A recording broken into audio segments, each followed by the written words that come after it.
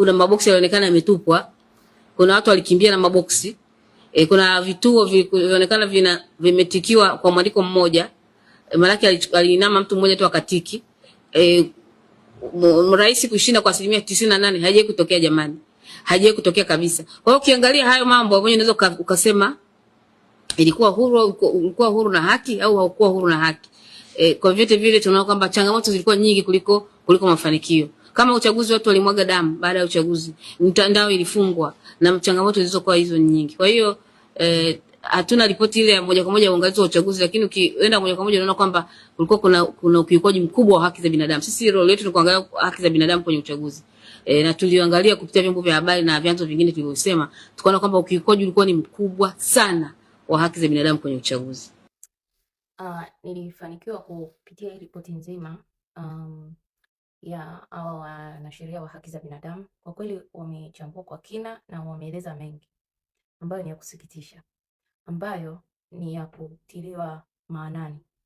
Sidhani kama ilipewa attention ya kutosha jana, lakini ningependa kama kuna mtu hajasikiliza atafute kwenye website yao au kwenye page yao, wameongea mengi. Kuna mengi pale ya kujifunza. Nataka niongee na tume ya Jaji Chande. Sisi Watanzania wote sio wajinga. Kuna Watanzania tunaangalia na tunasubiri kwa hamu ripoti yenu, na tunataka itende haki. Tunataka ilete uwajibikaji na uwajibishwaji wa wale wote walioua ndugu zetu Oktoba 29, kwa wale wote waliotoa amri ya kuuliwa kwa ndugu zetu ambao hawakuwa na silaha yote Oktoba 29. Tunataka kuona watekaji wanaotajwa kila mara wakichukuliwa hatua.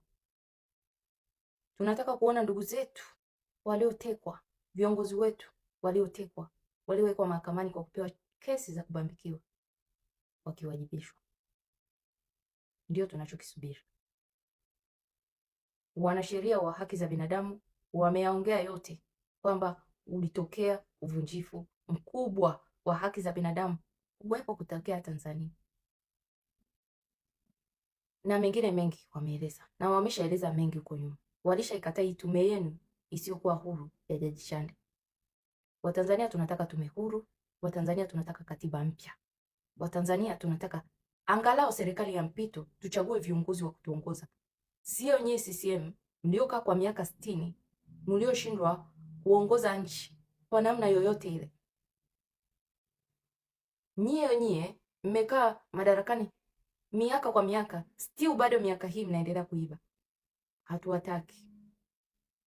Na tunaisubiri hiyo tume kwa hamu sana ilete majibu yaliyonyoka.